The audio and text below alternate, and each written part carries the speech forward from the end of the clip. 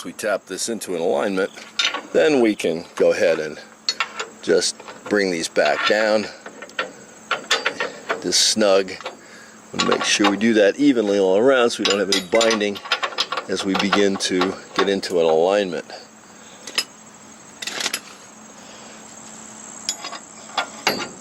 So much easier to do that now than to do it when we have them all the way down.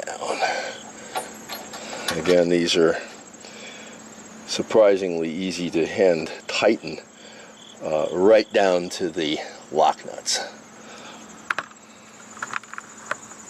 A couple of these that aren't so easy to tighten down. By hand, we're just going to use the lug wrench. Again, the 15/16 is what we want for this.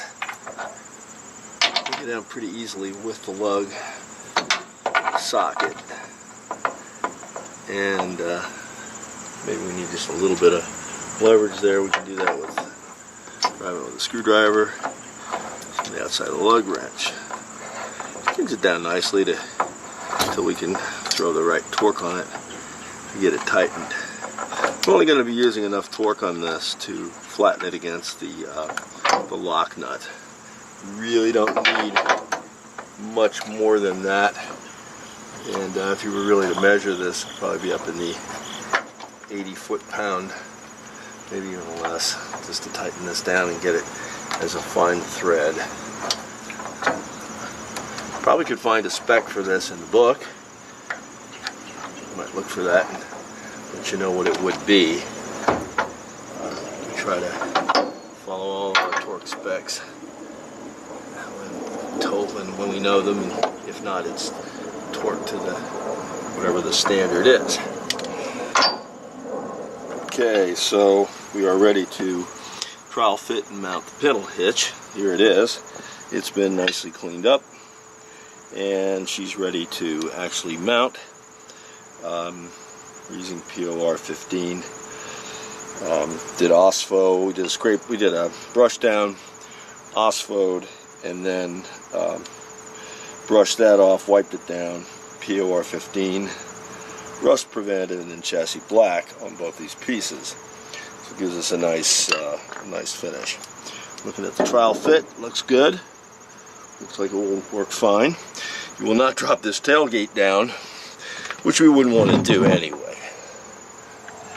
In doing our final mount, we of course again will use a little bit of anti-seize on all the bolts at the nut attachment points.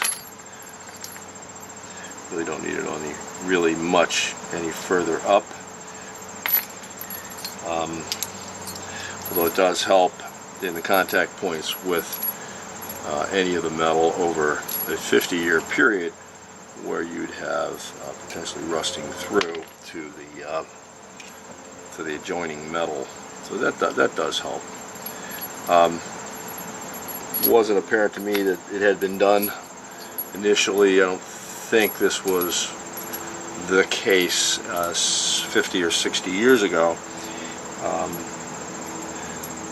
for this type of attachment. It might have been in the engine, in the original engine spec or repair, but not necessarily in this type of approach. So having done that, we have a lock washer and a flat washer so that the nut can bear down and not and have good compression instead of hanging up on the metal. Just going to insert our first one at the top with a flat.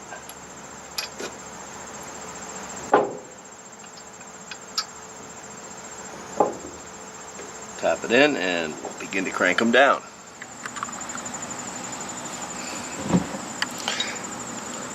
Get our alignment going here so we can start getting the lock washers on the back and the flat washers up front. ever seem to align quite perfectly, but I think we're doing pretty well on this one. A little bit on each, following a pattern that we normally would follow.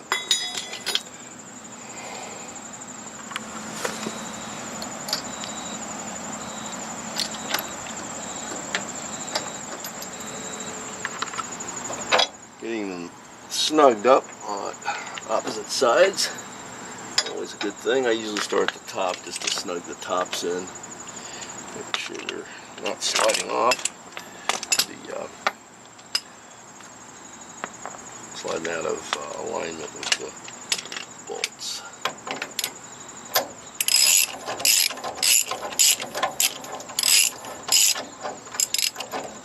When done, we will have the about one land showing through the bolt on the outside. That's exactly where I want to be, nearly flush. Looking good. Good, our alignment looks good. Looks good. Perfect. Just exactly where we want to be. Exactly where we want to be. Our last one. We got it. Okay, finishing up on the last bolt. Again, we're doing a lock washer. These.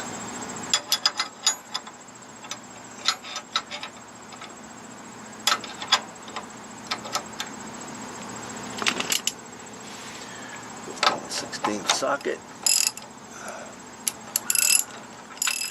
The way it had been originally attached.